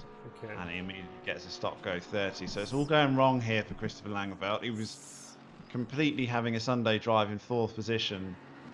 Few mistakes, dropped down to 10th, and now he's got a stop go as well. As the night draws in, he's only going to be going backwards, I'm afraid. So clearly that's for a safety issue in the pits. Obviously, when you miss your pit box like that, you get nailed. Yeah, we're used to missing our pit box in Assetto Corsa and just reversing our way back into it, and yeah, being cross with yourself and nothing more. But here it appears to be a penalty as well. So do not miss your pit box, guys, is what we've learnt. So the night draws in. Lights are all on for another reason. It's not for weather, it's for lack of daylight. Zaire Essa has been pretty much flawless this evening, no matter what condition you've thrown at him. He's managed to deal with it as effectively as any other driver. Lap times have come down a lot. Jadwat back down to a 142. So track is almost back to where it was before our weather incident. It will be cooling now for the evening. I would assume a cooler track temperature, certainly in iRacing, makes significantly faster lap times, but I'm not put that to the test in ACC. Yeah, so at the moment the track is 19 degrees. So pretty cool out there. Yeah, nighttime racing laps in iRacing are significantly faster than day ones. Just push those tyres more. Suddenly found himself in third position after those around him receiving penalties. And the Aston Martin looks superb with its lights on. Got such a pretty rear end there, Aston Martin, with the LED lights. Yeah. I hope that car company manages to sort its issues out, because it would be a real shame if we lost Aston Martin for sure. Behind Develd now is Devon Lisher in fourth position. He's got some traffic in the form of a Mercedes-Benz and McLaren. He's done really well, Devon Lisher, hasn't he, to work his way back up from his drive-through penalty. To still get back up into fourth is quite impressive.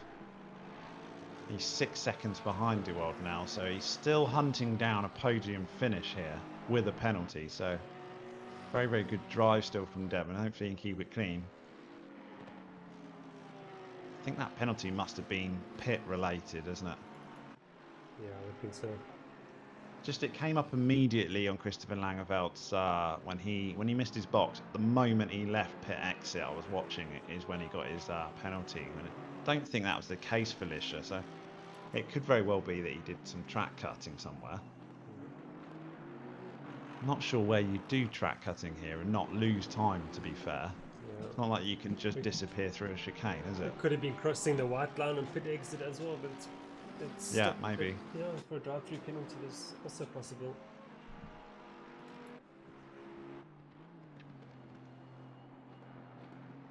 On Breed on my screen with a stop-go 30. And he's currently serving that in the pits, I think. So a few penalties here makes the head steward's role a little bit easier when the game does it for you. They won't make the mistakes again, but that, yeah, obviously that just gets that's just for track cutting and pit stop issues. Doesn't do on race instance. That's still Jason's job. We won't put him out of a job yet. No. Did you have a lot of? I heard you had a few incidents in the eSolidarity round 2. Yeah, I thought generally it was not too bad, but I was very happy with the decisions that myself, Alan Patterson, and Ryan Hill did. So we worked together, watching the races. Watch replays, or just live on race that you watched it? We issued the penalties live, so while the races were happening. And we just sort of break up the fields. So I would watch the top 9. And then I think it was Ryan watched the next 8, and then Alan watched the last 8. So we just chopped and changed as we needed to. And yeah, the 3 of you dished out the most penalties. Who's the strictest referee out of you 3? Oh, I think we were pretty balanced, huh? I was actually quite surprised. That's a very conservative answer. I was hoping for. Oh, Alan was dishing them out left, right, and centre. No, it was actually pretty equal, I think, and because we had a meeting the night before to discuss our approach and how we were going to do it. Yeah, and I think that just set the tone for how we handled it. So I thought the driving standards were pretty good. You'd expect that in a final of a significant race, though, wouldn't you? Yeah. Yeah, I have to say, you haven't dished out many penalties in Sim Race South Africa for a while, have you? No, the driving standards have been quite. No, generally the driving high. standards are good. I mean, I think up until about 2016, I would sort of handle them out all the time, really. But I think everybody sort of got the message and knows now what not to do. Accept some accidental issues as well, don't they? Generally, I don't think it is it's quite a friendly community, which is always encouraged and nice to see, really. Yeah, I do believe everybody just wants everybody to have a good race, and and mistakes happen sometimes. I do kind of say, the enjoyment is in the dice. It is in the way you fight each other, and try and preserve that through the race. That's where the fun is, and I think that's sort of sunk in over the years, and Yeah, 100%. yeah, And the new drivers coming along quickly learn it as yeah, well from the old timers. So it's I think so. yeah, it's very good. Yeah. So the track looks completely different now as we plunge ourselves into darkness at 7:25 p.m. with 20 minutes to go. I'm glad I've got the drivers' names above their cars because it's quite difficult to see them otherwise.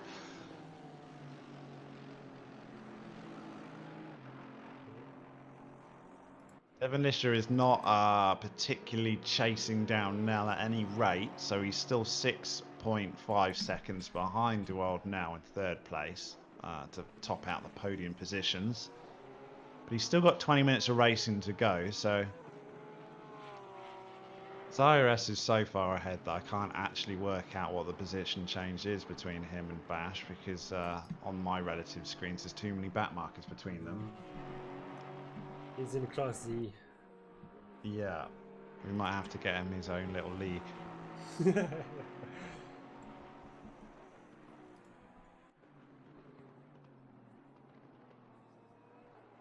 But yeah, it didn't go all his way this season because the first couple of races in the Porsche did not suit that car whatsoever. We did expect the Porsche to be strong at Laguna Seca and here at Kyalami, and that's exactly what we have seen. I mean, Laguna Seca was ridiculous for the Porsche, wasn't it? The whole podium was Porsche 911. That circuit really did suit that car. But Bathurst and Suzuka, that was not the case at all. What have we got next round? I haven't looked. You always do this to me, Daniel. Okay, next race is... Sorry, every time. Think. Someone else, quickly go on Sim Race South Africa website. I think it's Mosport. It's Mosport and Mosport. AC, and then the last race. So this is the penultimate round of the ACC side of things. Yeah, we got one more round of ACC. I think we're racing at Spa for the last race. We've got to do Spa, and then next season it's going to be made up with British tracks, and it's going to rain every single round because, especially if you do it spring or winter. I'm excited to see when that GD4 pack comes with the British tracks. Yeah, just send them an email. Send Kunos an email. Yeah. Just give them a little nudge on your plans for season 2 or 2020.2 season. Just say, I just need the GT4 pack and the British tracks to come out, please. Chop. Thank you. It worked all right for the DLC tracks because you planned the DLC. This was obviously when this was scheduled before this release. So yeah, you could do it again. You could inspire it. You could schedule a whole GT4 season in Britain. That was actually incredible. I sort of just planned it. I'm like, let's see if it happens, and it happened. I was like, what, a week before or something, and suddenly everything was available. Ideal. Couldn't have planned it better. I think there was some inside knowledge there. Anyway, if I was a betting man, I would say that. You never know. Huh? Germany's not too far from Italy. You just pop down and had a chat with them. Hopefully it hasn't been delayed at all with what's going on. They did say summer, didn't they, release? So it should be any time soon. Okay, so we've been requested to show some onboards during the night. So let's go on board with Zahir Essa. He's about to start a lap. So we'll go on board with him about now. There we go. So this is going into Ingwer, turn 16. We've got a back marker, the 107 Aston Martin.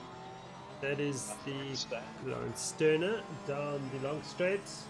Through the kink here, just a slight right-hander. There it is. And under braking, we will go now for Crowthorne corner. Turn 2, left-hander, very wide. This hugs the apex nicely, is what you would imagine. Through Yipski. Sweep now, turn 3 and 4, and this is barbecue, turn 5.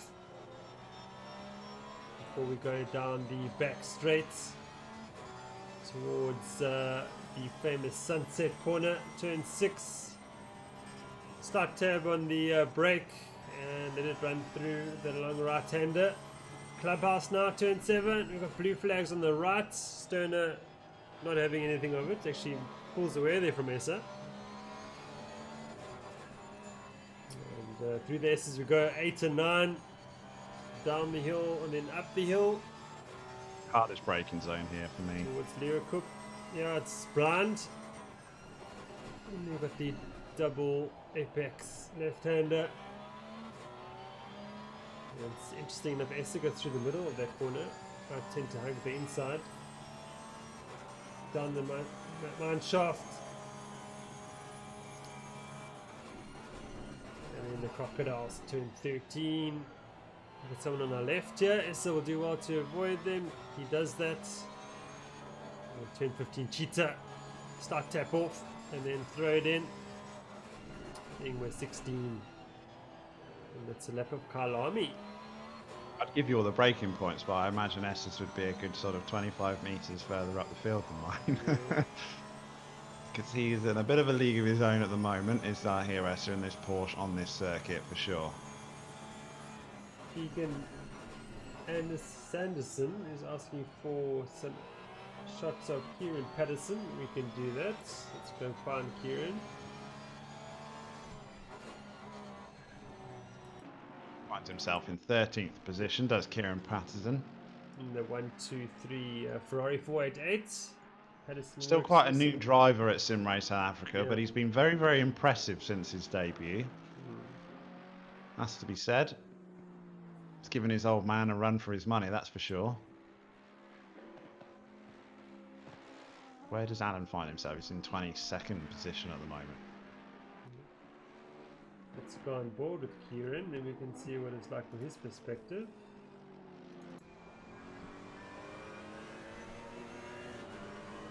Dust.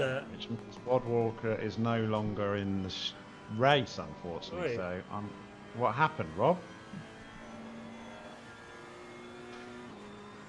Said he went wet at the right time, but wrong setting for the tyres. So yeah, tyre pressures are very, very delicate in Assetto Corsa, always have been. It's the one setting, if you're struggling with setup, tyre pressures is the one thing you want to get absolutely perfect in Assetto Corsa. Certainly the first version of Assetto Corsa as well, tyre pressure is way more important than tyre temperature. It just affects the handling of the car massively, especially as you go into the Formula cars. But I understand it's the same here in ACC as well.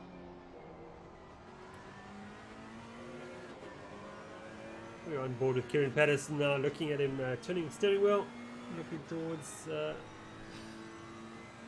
Crowthorne Corner now coming up. And ACC looking absolutely gorgeous at night. So they got the lighting done in the car. Extremely realistic.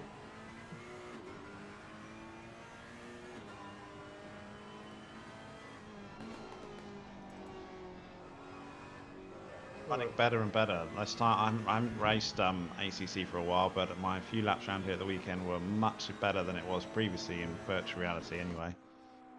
So yeah, it's nice to see that they are continually developing the sim. Hopefully it can get better still.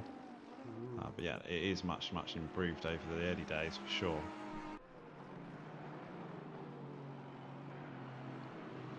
Back now with our race leader in the 171 Porsche. So here Essa just putting some laps on some back markers, and just over 12 minutes remaining now. Yeah. So the little yeah, I'm not sure his blood pressure went up at all, to be honest, because he had a little bit of a shower. It didn't seem to affect him whatsoever. He was still the quickest car on track. He's been the quickest car all night, it seems, in all variations of conditions, which shows you that he's really got a handle on that Porsche. He's coming up behind Lawrence Stern at the moment as a back marker in 10th place, so he's lapped all the way up to 10th place.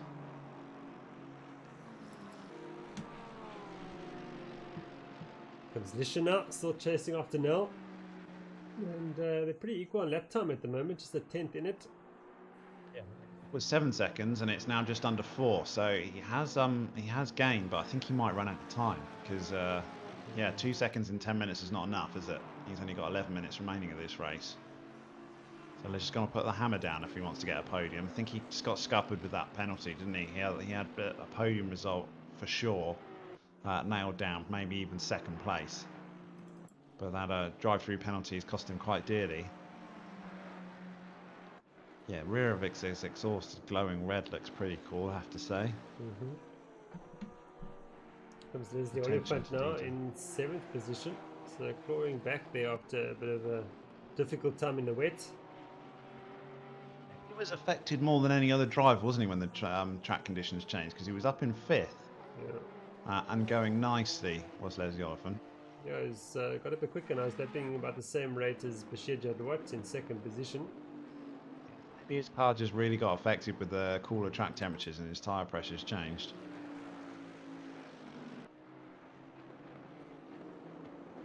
Lionel Cluna in 8th position in the Bentley. His debut race has done very, very well, isn't it? Top 10. Yeah.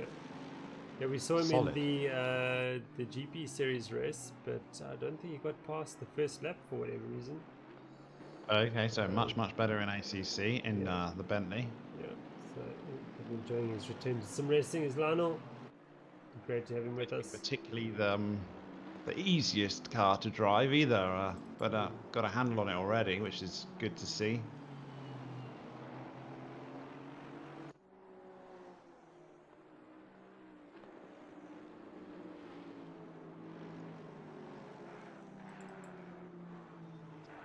Suddenly, he's gained a bit of time on now, but I'm just waiting to... No, he hasn't really. Yeah, they clock through exactly the same. It's 3.8 seconds.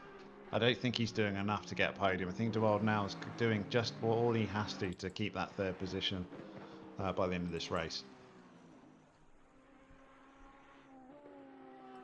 Johannes Greyling's had a great race, hasn't he, in 5th place? Yeah, fantastic. Very, very well done to him. He's 18 seconds behind Lisha, but yeah, he's got 5th place all to himself, 6 seconds up the road from Mark van Rensburg in 6th, who just got turned around in that Bentley, so that's also affected his positions possibly.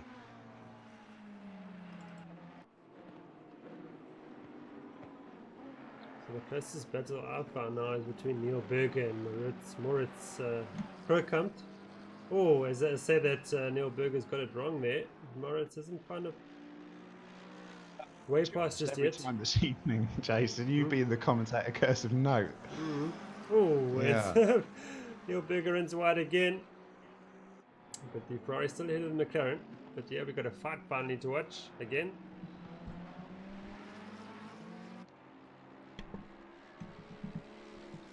So this is over 17th position. Yeah, 0.6 of a second between Krokamp and Berger. But Krokamp's moving away. No, Berger's moving over Krokamp, I think. Yeah. So the gap's opening up right, quite big time. Switching Hannes van Beek now 19th position. Ahead of Mark Schatz. Mark Schatz, a new driver at SimRacing. I think he signed up a couple of days ago. Doing well in 20th position. Yeah, that's solid field pack. Well done to him. Alan Patterson in 21st. Dirk Brand in 22nd. Peter Helnes in 23rd. Yeah. Peter Helnes is he's been the first to admit that he struggled a little bit with ACC because he's immensely quick in Assetto Corsa, but he's, for whatever reason, we don't actually know why. He doesn't know why. He just seems to be a little bit slower in ACC, so he's just trying to get to grips with a different sim. I'm sure he'll get there eventually. Very experienced driver is Peter Helnes. Yeah, some people just take a lot more time to adapt it. We have 2 cars off the circuits. What's happened there? Might be a Bentley, but I'm not sure which one it is. Yeah, no, unfortunately I can't find that car now.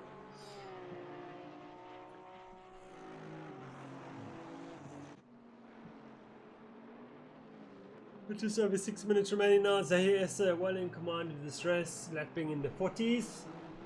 Just did a 42 at the moment, a 42.462. Only Devald now was faster. No, so was Devonition. So not a great day by Essa. Probably slowed down by traffic.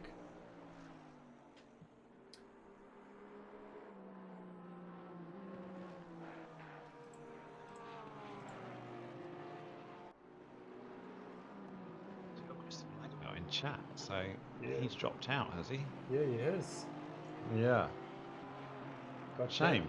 Got damage from a back marker spinning in front of me, and car was badly damaged. That's a fact with only a small amount of time left. And you were going so nicely in 4th position on your own, like we were talking.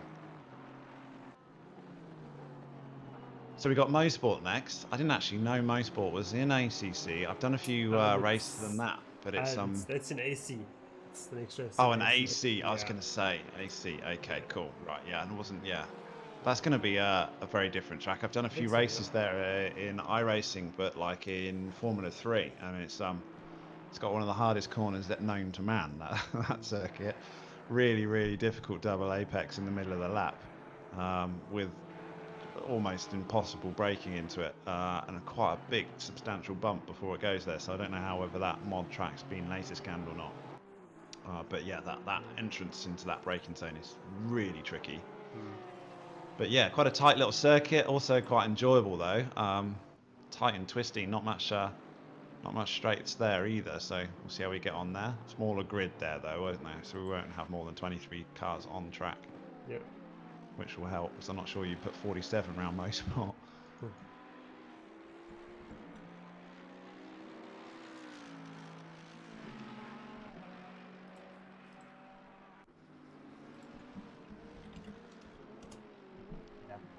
So Spa will be the where the Porsche will struggle, I think, when it going back to the ACC Championship.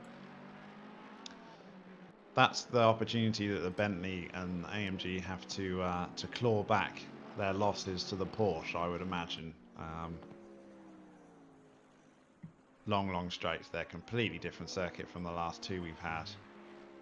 Yeah, I would expect the Mercedes-Benz to do quite well at Spa, especially Yeah, I would have said it would be solid up there, wouldn't it? Yeah. Yeah, I think the Porsche might be a bit of a sitting duck on the two straights there. We saw the Mercedes-Benz very strong in the Solidarity race going around Bathurst. Yeah, same sort of reason, isn't it? Yeah, sort of high speed, sort of driving past other cars. So it should be quite interesting, yeah.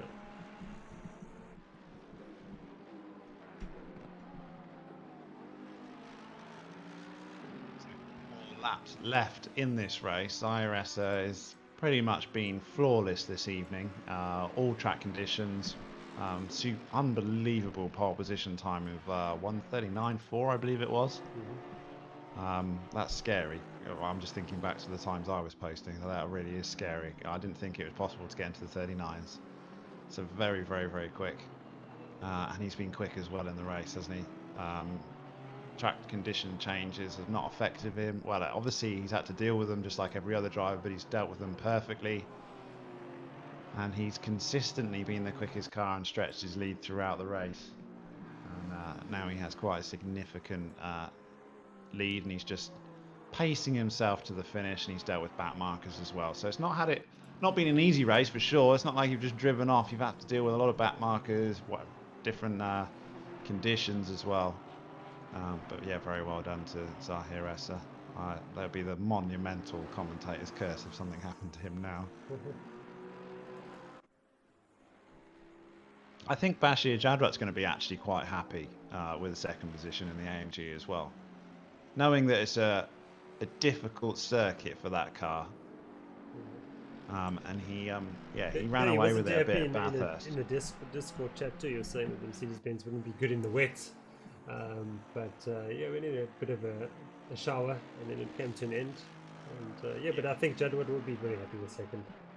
I think he will. I mean, he was flawless at Bathurst and got the win in our first round, and he's got an opportunity at Spa to make that as well, because the championship lead must be quite close, because Jadwat's been incredibly consistent, and Essa had quite a nightmare at Bathurst.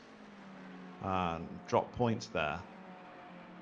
So it's still probably up to play. I'm not sure what the point standings are, but I'm going to bring them up now because we didn't do it during the formation lap. So Bashir Jadwat is leading things with 97 points, and 5 points behind him is Zahir Essa. So that's going to flip now, isn't it, probably, with another win from Zahir Essa. But so Spa's going to be fundamentally important between these two drivers and who can take the ACC Championship. Yeah. And we have Quay Claessens in third. He's just 2 points behind Essa. So it's 7 points separating the top three. And then another 4 to Dewald Nel in fourth position. In fact, Jadwat's going to get a 50, 47, 47, so he's still going to be going into the final round in the lead of the championship in a track that will suit his car. So I think Jadwat's going to be secretly happy with a second place here. I think he's going to be very, very happy, in fact, because I don't think he'd be expecting to have beat Essa here, and obviously, arguably, he would have struggled to beat Lisher as well without his drive-through penalty. So overall, a second position's been very, very well earned. Look at the points again quickly.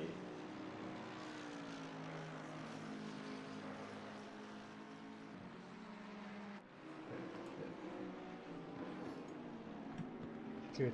The hunt for a podium because he's dropped back down to 6 seconds and he was down to 3, so he's satisfied to just take his 4th place and run.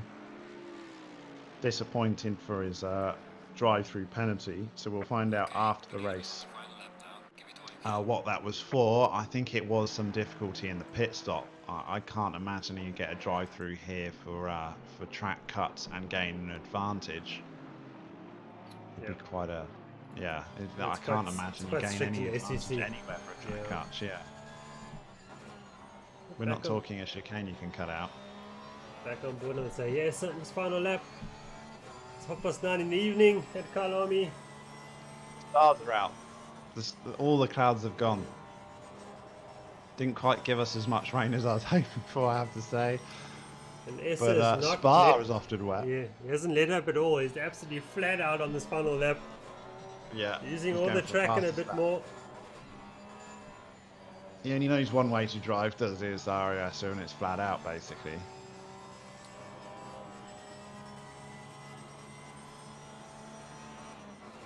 Approaching the back marker now. The 127 Porsche runs a bit wide. It's a bit where the car is going to spin and come back at us, but I think it's going to end up quite well. Gets out of it now and lets Essa by. Through the crocodiles now.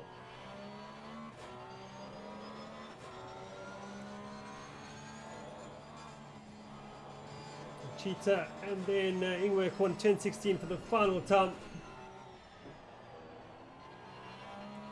Superb drive from Zahir, so congratulations to him.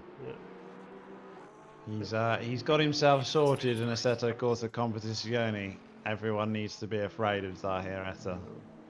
A big congratulations to Zahir Essa and Eco Racing. What a great victory. Here comes Bashir Jadwat for ATK and Mercedes-Benz. He'll be happy with second, as you mentioned before. I think he would have thoroughly enjoyed that race. Mercedes-Benz looking fantastic with the nighttime running lights there, running down the A-pillars. And then we've got Devart now in 3rd position to round up the podium. He'll be ecstatic about that in the 9-9 Aston Martin. I think so. I think he'll be happy. Oh, we've got someone round on the his pit lights.